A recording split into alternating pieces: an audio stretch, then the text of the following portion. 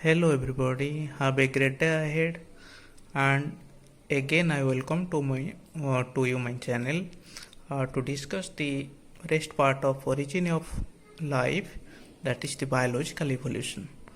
We have already discussed about the chemical synthesis which is responsible for origin of life. The ultimate product of chemical evolution was nucleoprotein. Let's start the biological origin of life. The process of biological evolution or biological origin of life is called as biogenesis. We have discussed already that during chemical evolution, a series of gradual complex chemicals have been synthesized. The first step was the formation of hydrocarbon. The hydrocarbon leads to formation of oxyhydroxy derivative. Then it leads to formation of biomolecule. After formation of biomolecule, hot dilute soup are formed because they are synthesized in aquatic medium. The formation of macromolecule. Biomolecule again react to form large molecule, which are macromolecule. The macromolecule leads with formation of nucleoprotein. It was the last chemical that is synthesized. It give rise to formation of living molecule, or biogenesis started after it. Then come to the detailed process of biogenesis. Previously we have discussed some of the theories of biogenesis, uh, which states that life was spontaneously originated, but the modern theory of origin of life, which was described by Oparin and Haldane, cannot believe in the theory mythological beliefs. Rather, it is a scientific phenomenon. The biogenesis principle or the process of biogenesis was first given by Henry Charlton. Henry Charlton first given the theory of biogenesis. Biogenesis deals with the process of formation of living organism from different biomolecules which are synthesized during the chemical evolution. That is, the latest product of chemical evolution is the nuclear protein. According to Henry Charlton, the biogenesis principle is also a gradual process. Like chemical origin, it is a gradual process. When the chemical evolution do not occur, the biogenesis also failed. The end products of chemical evolution entered into the process of biogenesis by several natural processes. So it is a gradual and time taking process which takes place after the formation of biological molecules. During the gradual series of evolution, at first, according to Charlton, the protobions are first formed. It was also supported by Oparin and Haldane. What are protobions? The end products were nucleoprotein. During chemical evolution, these were nucleoprotein. The nucleoprotein, as we know, it got a tendency to aggregate and polymerize. When a single nucleoprotein is formed, it started producing a mass of a nucleoprotein mass. These polymerized units of nucleoprotein are called as protobions. The formation of protobions also takes place in water. These are the primary polymers of life. The protobions are again categorized into two groups. These are either microspheres or these are either coasorbates. The protobions are of two types, microspheres or coasorbates. The concept of microsphere was given by Sidney Fox in 1950. According to him,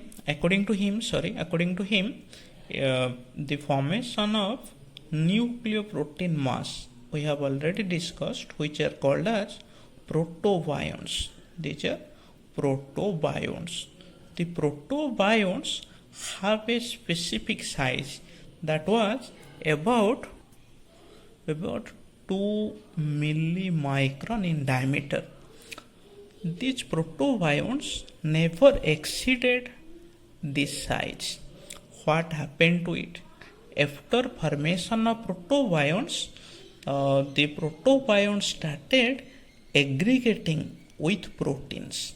The protein components which were present, we have already discussed in hot dilute soup, from all biomolecules, lipid, carbohydrate, proteins were present in water during that period. So the proteinoids slowly became cooled. Proteinoids undergoes the process of thermal cooling process. After cooling of proteinoid, they started aggregating around the protobions, so that the size increased. After increase in size by aggregation of proteins, there is another substance, that is the lipids, started aggregating with protein. When both lipid, that means first protein then lipid, the concentration of lipid and protein became equivalent to the cell membrane. After formation of cell membrane, it behave as a cellular structure, organized structure in water and isolated from water. When the organized protobiont, after surrounded by protein and lipid, it became the microsphere. Now it is called as microsphere. The formation of microsphere is treated as the turning point of cell formation, because the microsphere started reacting. When the microspheres are exposed to higher salt concentration, it started shrinking. It shrinks, and when it absorbs more protein, it started swelling. That means it proves that it started absorbing different materials from the surrounding and started releasing the excretory or waste products from it, so that its size continued to increase and decrease like metabolic activities of living organism. So this is all about microsphere. Then come to the concept of coacervates. During formation of microsphere, they started forming buds and also reproduce to produce a mass of organized structures. These mass of organized structures form different clumps in water. These clumps are called as coacervates. The coacervates are otherwise called as the nucleoprotein mass, which are organized by membrane. So after formation of microsphere and coacervate, the formation of cells started. The coacervates are organized structure. These are very much organized. These consist of nucleoprotein. The nucleoproteins are highly charged molecule, so they have the tendency to aggregate with other biomolecule. The coacervates are well organized. Again, they are supported by different other biomolecules around it, forming a membrane. Then come to formation of primary organism. As we know, in coacervates and in microsphere, the basic components are nucleoproteins. After nucleoproteins are formed, the nucleoprotein started aggregating other biomolecules. So the main compounds are nucleoprotein. The nucleoprotein give rise to two different types of cells from their organization. The two categories cells are nucleoprotein produces two categories of cell. Out of the two categories of cell, first category cells are very much simple cells, and second categories are rather complex than the first one. Then how the simplest cells are formed? When the nucleoprotein mass aggregated, suppose these are the nucleoprotein mass, they are again surrounded by other biomolecule. So this mass consists of nucleoprotein biomolecules along with a nutrient cell around it. Nutrient cell. This cell is equivalent to membrane. This is formed of lipid and protein. And here the nucleoprotein, some other condensed biomolecules are present. And this organized part is called as Monera. These are probacterial cells. In complex organization, what happened? The nucleoprotein condensed at the center. Other biomolecules attracted to it, surrounded around it, and the membrane or the lipoprotein nutrient cell is present like the Monera. Another membrane, surrounding membrane, is formed around it.